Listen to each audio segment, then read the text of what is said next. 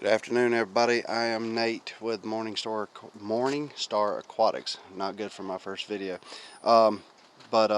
Today I'm going to show you how to make a saltwater aquarium sump. The baffles, so on and so forth. Show you how to plumb it and show you my way of doing it. There's tons of ways on YouTube to make aquarium sumps. Today's going to be my version of it. So thank you for tuning in and for tagging along. So this is what I'm starting with my sump for the 60-gallon for the saltwater aquarium. What I've got so far for the sump is a protein skimmer. I can't remember the name brand. I'll get it to you before the end of the video or put a link to it in the video. But it's a 29-gallon tank from Petco. Petco has their $1 per gallon sale every few months, to where anything up to a 29-gallon you can get it for basically $1 per gallon. That's kind of self-explanatory. But the way this is going to work with this particular tank, as you see, I've got my TV above it, and the tank stand is really too thin to put the sump inside.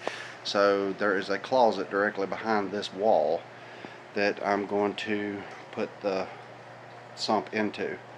Plus there's some shelving in there that I can put all my chemicals and foods and things like that. I've got multiple tanks in this house. As videos progress, you'll learn. But yeah, I'm going to put 3 dividers in this, 3 baffles. One here. Let's see, how did I say this? One here, and probably one here, and then one here. First here is going to be my mechanical filtration. Here is going to be the skimmer and heaters. Here will be biological media, and then the last will be the return pump. So let's get started on that. Okay, so here I've got a piece of plexiglass, 24 by 36 by 1.177. I got this from Home Depot. I think I paid 30 some odd dollars for it. But I've got my baffles already put on, well, scored. Just take a razor blade, get your markings. A 29-gallon tank is 11 3/4 between the inside, between the panes. So 11 3/4, 11 3/4, 11 3/4. That gives me 3, and then this little slim piece that I'll have to cut off. But that gives me enough for 3 baffles. Now for 30 bucks, that's not bad. Most people use glass in their, aquariums for the sumps. Here's the thing, this is thick enough, it'll bond enough to keep it separated, and I'll use 100% GE acrylic, not acrylic, but silicone to glue this into the sump. Now, the only reason I've done this is because I'm not very proficient at cutting glass. I've tried it several times, and I make more of a mess than I do anything else. But I've got a band saw, table saw.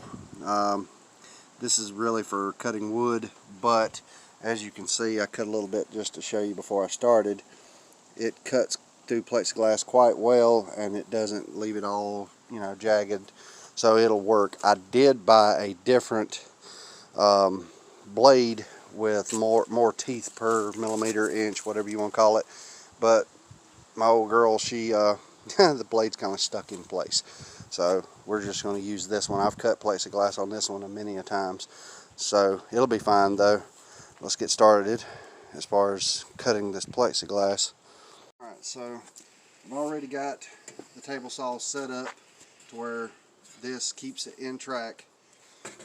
Like I said, I've already cut on this a little bit. All we'll do, table saw, it might get loud, might not be able to hear, but you'll see the gist of it.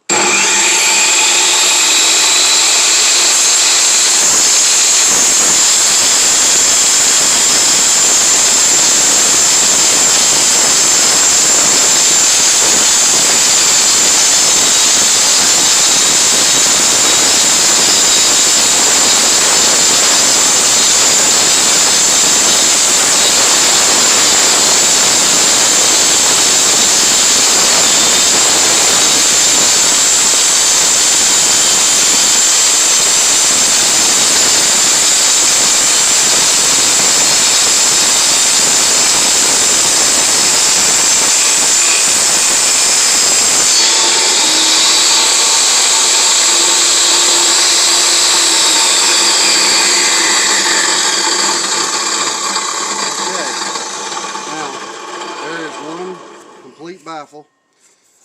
Not complete, but I'm going to have to trim this to the size. As far as that 29 gallon, I'm going to make them all about 15 high. Well, the tallest ones will be 15 high, nothing over 15 high, because that way if I have something start to overflow or a backup in the system, it'll just flow over the baffle straight into the pump instead of blocking it up. But that's all you do. As far as cutting these out, go really slow with the table saw, or with the material. If you go too quick, it could bust it. Also, as you can see, and obviously I'm not the best to talk about safety, but wear safety glasses, because it does sling all over you and it does sting when it hits you. But I'm sure there's other people that tell you different ways, but this was just cut and you see how well it done with the edges. It's not all frayed up and nasty looking. But alrighty, I'm gonna get these cut up and we'll show you the insert. So let's move on.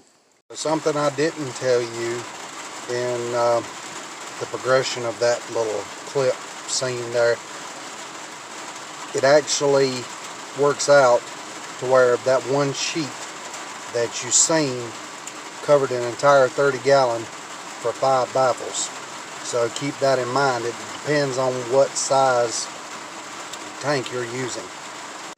Okay, so I wanted to show you the process of actually measuring this out now. I am no mathematician, and I'm not that good at measurements, but guess what? You can kind of figure it out on your own. My poor old beat up Harbor Freight measuring tape, some of the measurements are gone, but not for what I'm doing.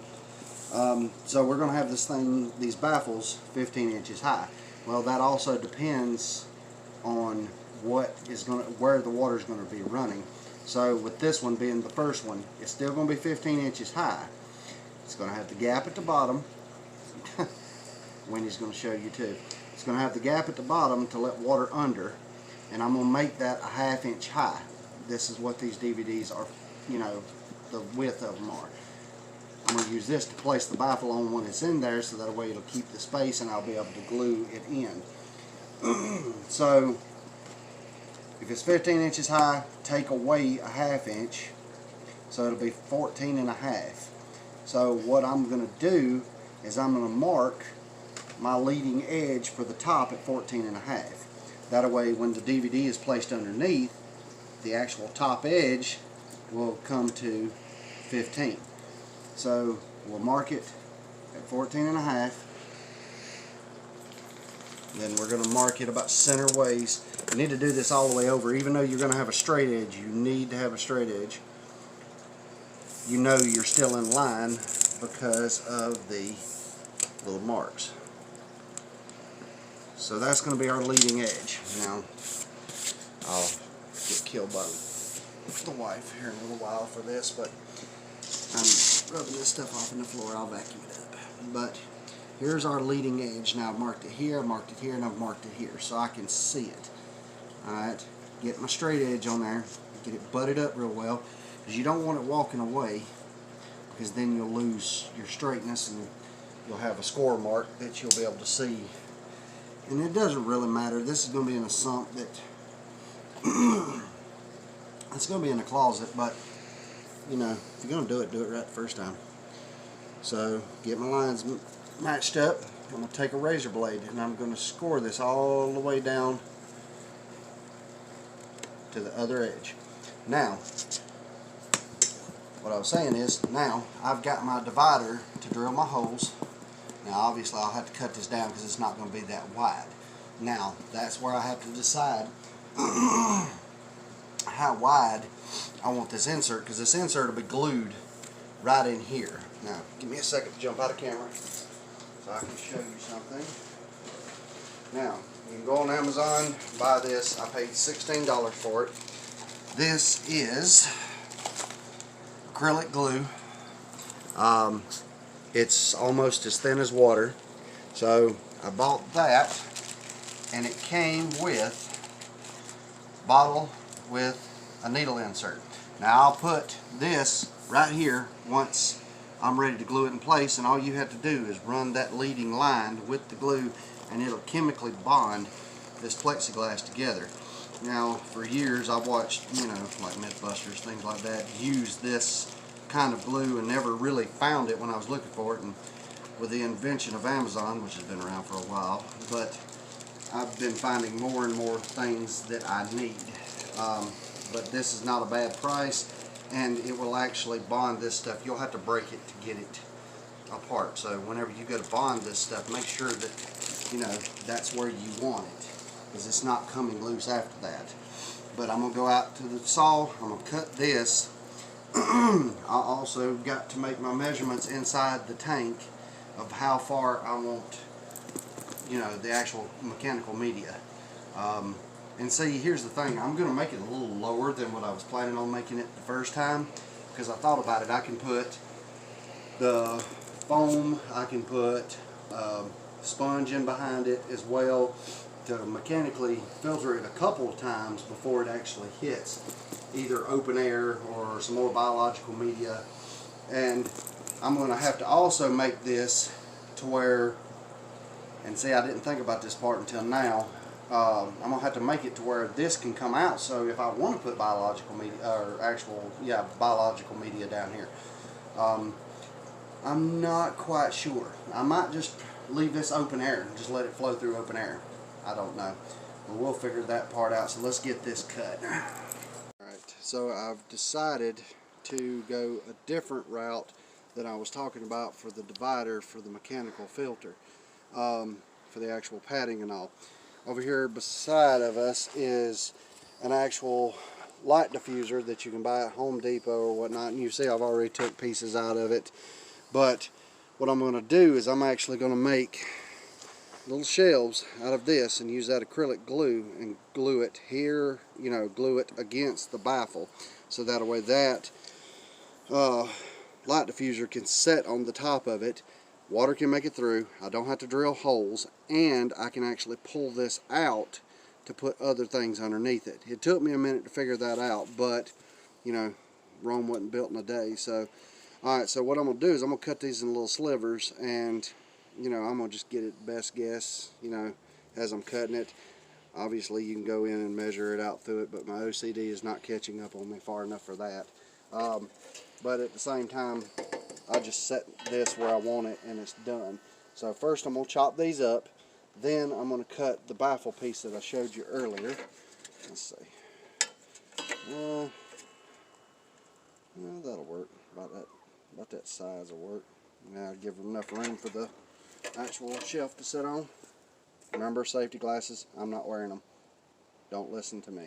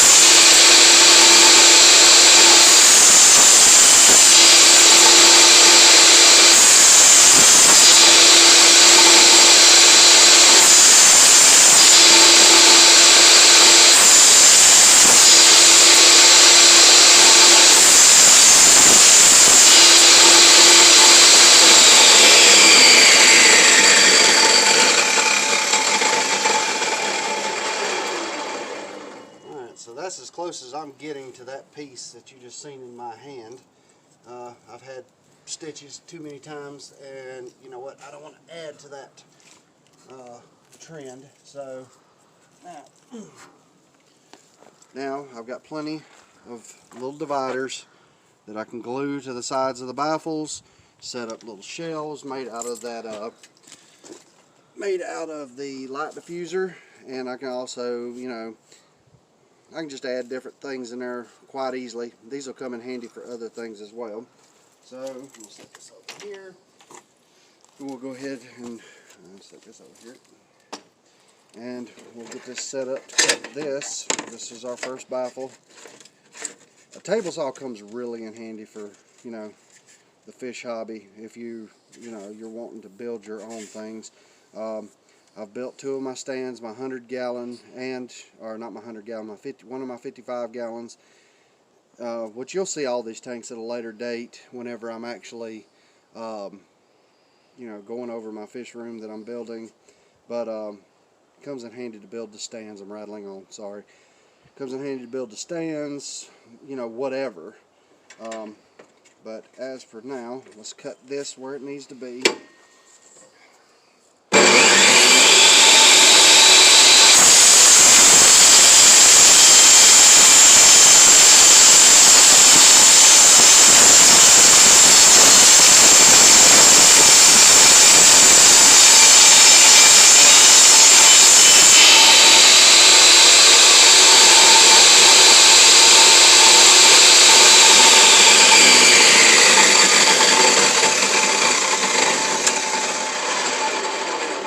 So I said go slow. There is a warning to going slow. Don't go too slow. If you go too slow, it starts to burn the plexiglass. Obviously, I can clean that up with a knife. Just, you know, lead the edge or a little bit of sandpaper. It's no big deal. The biggest thing is, don't be ahead of yourself to peel this outside layer off. It keeps your scratches down. Obviously, there'll be some scratches if there's, you know, burr of metal or something. There'll be a little bit of scratch there, but it'll look a little bit better than just having it all chewed up. So let's move on to the next thing. As far as this diffuser, you can also cut it on the table saw. You just got to be a little bit more careful. That's probably where that smaller tooth blade would come into play a lot better. But guess what? I've never been against trying something at least once when it comes to making something. So I'm going to, heck, let's do this together. I'm going to take and try trimming off this edge here, just because this is not no good no more. So we're going to try this together. I'm going to cut off this edge. Now if this blows everywhere, don't try this at home. I ain't guaranteeing it won't. I'm going to get my edge I want to cut. Now these little squares, I'm just going to cut level with one side to make it a straight edge. So, for some reason I got a bad feeling about this. We're fixing to find out. Okay. Locked in where I want it to lock. That'll work. That'll do it. Alright, so let's see what happens.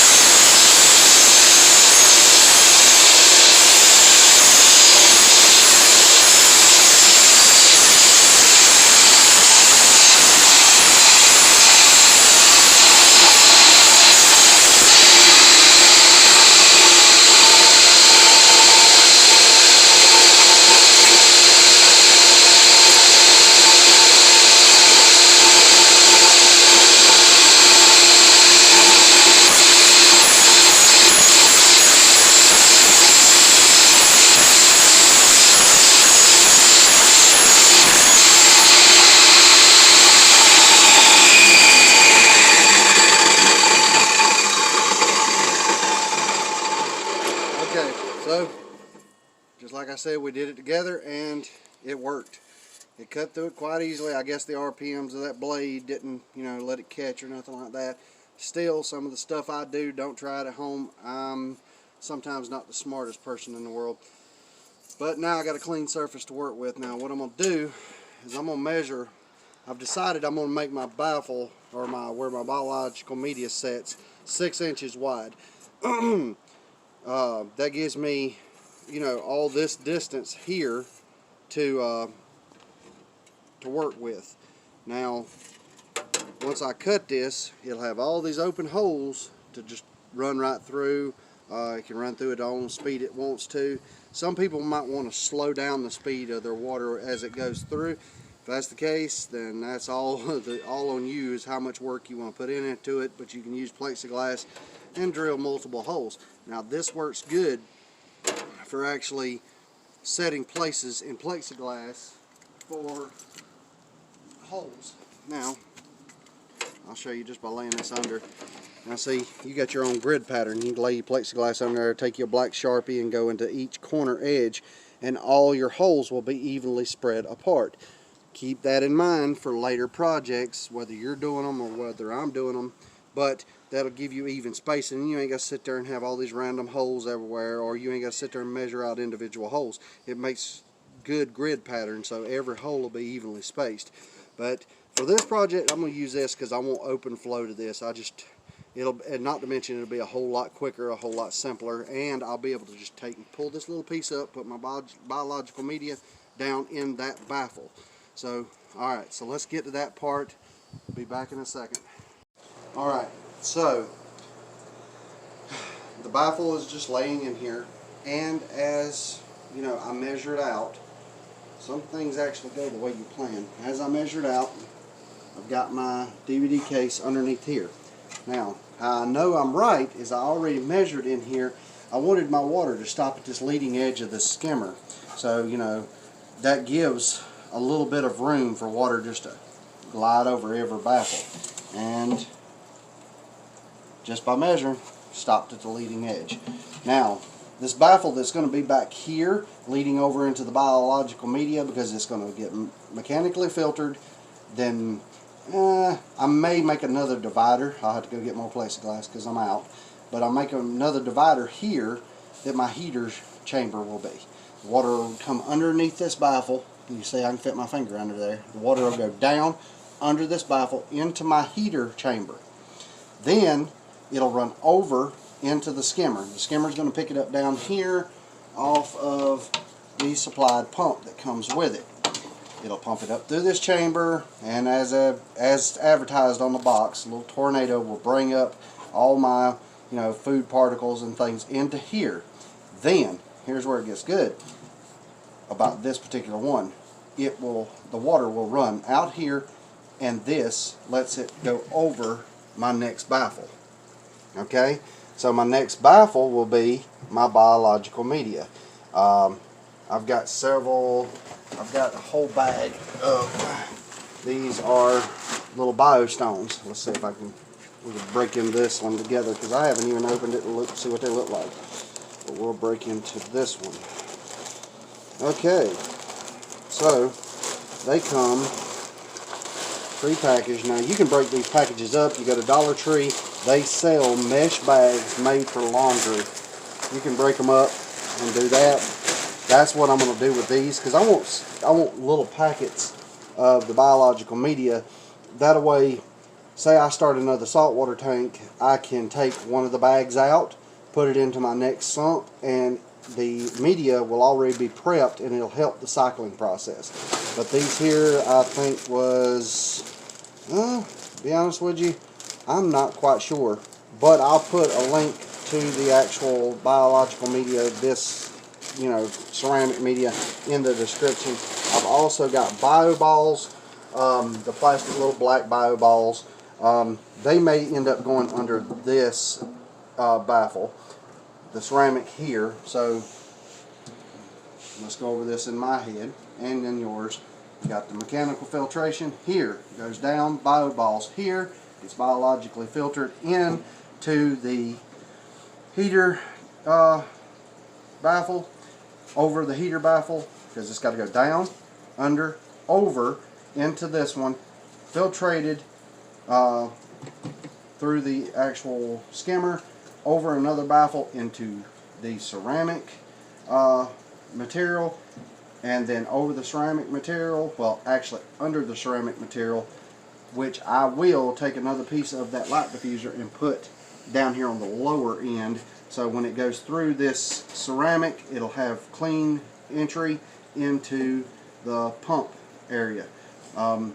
the clean entry, you don't want nothing clogging up and then backing your water up all this way, and then the pump can't get water. So it'll go through the light diffuser, down and under into the actual pump area.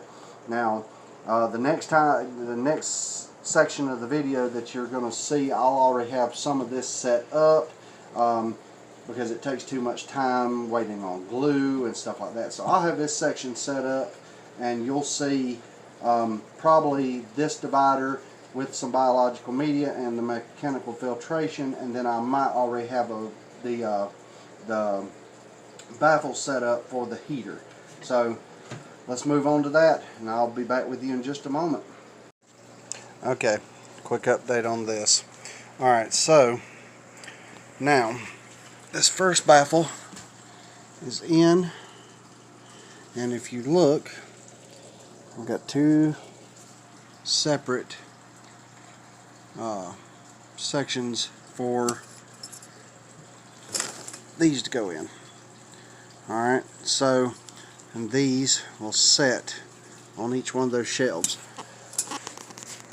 With that in mind, let me cut that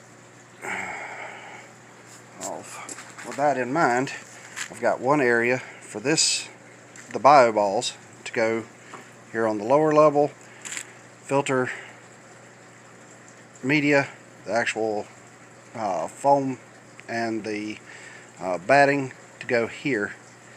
So 1, 2, and then 3 filtrations before it comes out the bottom, runs under this baffle and into the next chamber. A couple things. One, the glue I showed you, this glue here, this stuff glues hard as a rock, and also if you let it fall on its side it leaks. Just figured that out. Alright, so it works great. It bonds it like it's one piece. Alright, the other thing, you're going to have to put some tape to hold your baffle in place. Don't have to be much. Run you a stream of the 100%, I'll show you in a second, 100% GE silicone down each side of that baffle. The plexiglass will hold to that. Reason I know is because the only thing holding these little tabs is that here, let me just show you. 100% waterproof, clean, all-purpose silicone. It has to be this kind. Reason being, if it's, well, it doesn't have to be this kind. You can spend out that extra money and get the actual aquarium silicone if you want, but my coffee table, it was resealed with this, no leaks, no problem.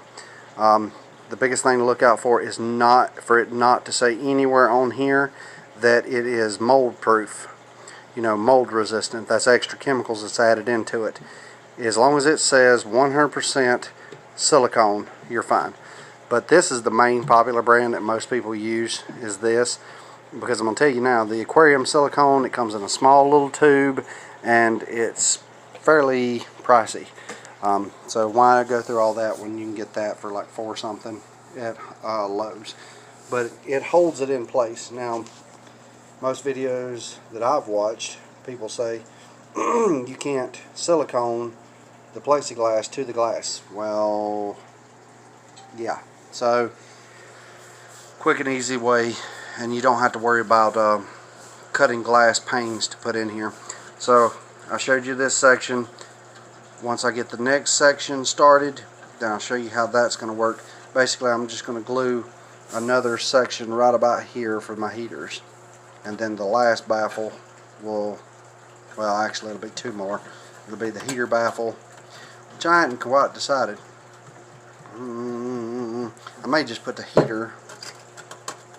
heaters on each side of this, and then it can pump it over into it, the fresh, you know, warm water, because this way it'll keep it out of the inside of this tank. Good Lord, you can see everything.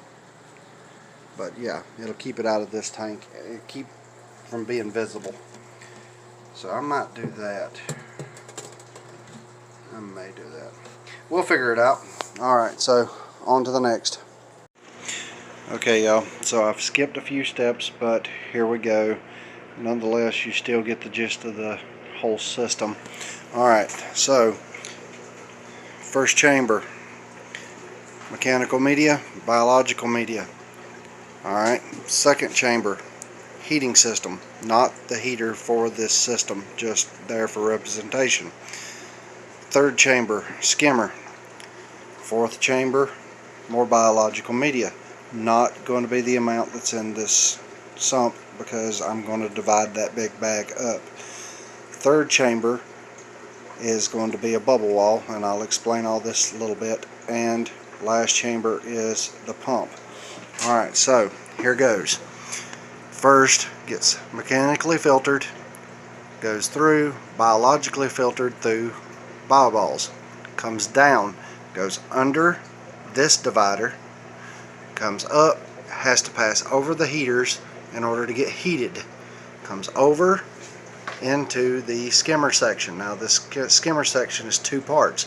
First part gets sucked into the inlet, up through the skimmer, up to the top to where it pours over directly into the biological media divider. Now here's the other part. I left a gap just in case this pump is not strong enough, which I can upgrade. All I have to do is get a different adapter to go onto that skimmer. Now whether that'll affect the skimming abilities, I don't know. That's a hit and run. I'll have to try. But if it can't do it over the top, then here gives a gap for it to make it under. Comes up through. Now here's where the bubble wall comes into play. You ask, what is a bubble wall? Well, it goes over the top. Those bubbles have to be forced down this entire channel before it can come under this wall. Those bubbles will not make it all the way down this wall. They will continue to try to float their way back up because it's air floats. Alright, so it comes under and then into the pump section, back into the tank. Now, as far as this pump, I will go into a little bit of detail on this pump. This pump, I bought it off of Amazon. I've seen it being used before. It is a Jabo DCT 4000 pump, DC pump. It is DC. If it shorts out, it won't kill the fish. Also, it comes with a remote. Now this remote, one, you can control the flow, and also with this pump it gradually comes to speed. It doesn't automatically jump into on mode. Alright, so at the end of this video you're going to see this system up and running. Everything will be divided out the way it needs to be. Overlook all this mess. Had a little accident, the divider shifted, smeared it. I'm going to clean all that up, redo these two, because this one's not done yet. I'm going to have to get one of those small handheld squeeze tubes of silicone because I can't fit the whole caulking gun down in here and get it at the right angle. But y'all, actually, I don't know if I will end the video here and then show the whole system running in the next video. That's what I'll do. Alrighty, well, that just means that you have to come look at my next video, the actual 60-gallon saltwater tank up and running. So look for it, and like and subscribe. If you have any suggestions on another video, something else that you would like to see me build, leave it in the comments section. But as far as it goes, I'm Nate, and I do appreciate you for watching these videos. And it's MorningStar Aquatics. Y'all have a good day.